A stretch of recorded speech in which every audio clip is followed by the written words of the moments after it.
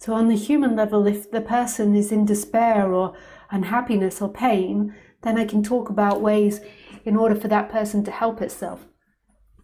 And the best thing that that person can do is to understand itself on the human level, understand on the human level what it's looking for, and see the stories that go along with what you're looking for.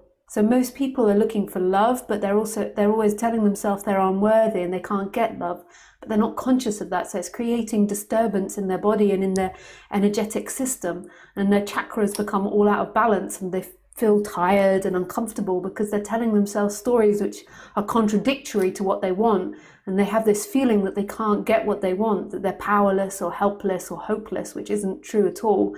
And it's all stories that you're telling yourself, which are genetic, which come from the family line and from society, and come from your social upbringing.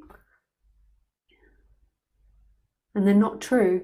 So you can understand that better, and you can help recondition yourself by focusing on what you do want. So seeing it's what you want is love. So acknowledging that I want love, acknowledging that you've got stories that are saying that you can't be loved, that nobody loves you, that you're this or you're that you're bad.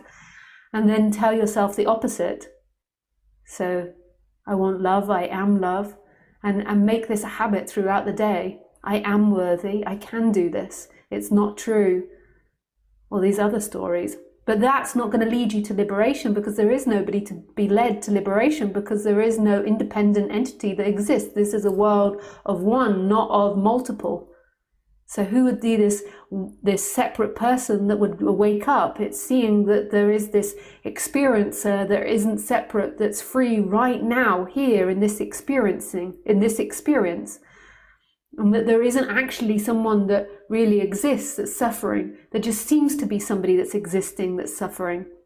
And when that person is feeling identified and uncomfortable, it seeks in time to find solutions. And the more it seeks in time, the more uncomfortable it becomes.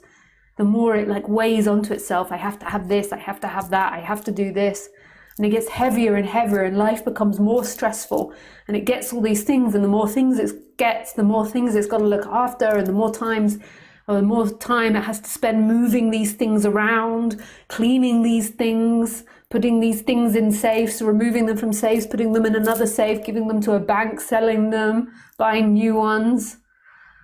And it's exhausting. By the time you're 50, you just feel cut off from your body because you're uncomfortable. So you just live up here. You're just a walking head with thoughts that's dead but seemingly alive. And you've forgotten what love is, but you kind of remember it from childhood, this childlike wonder that when you were a child, there was this wondrous mystery to life, that you didn't know why there was a moon or what the stars were, but there was a wonder to it, there was an innocence to it, and you could play for hours for no reason. It didn't mean anything. Your game was absolutely pointless. You were playing hopscotch or pom-pom we used to play in England, where you used to have to hide and other people would come and find you, and then you had to run back to base, and it's absolutely pointless and nobody really wins because it just goes from one catcher to the other and you never really get a medal, but it's incredibly good fun. Or hide and seek. And it had no meaning at all. The more meaningful your life is internally, the more meaningless you feel.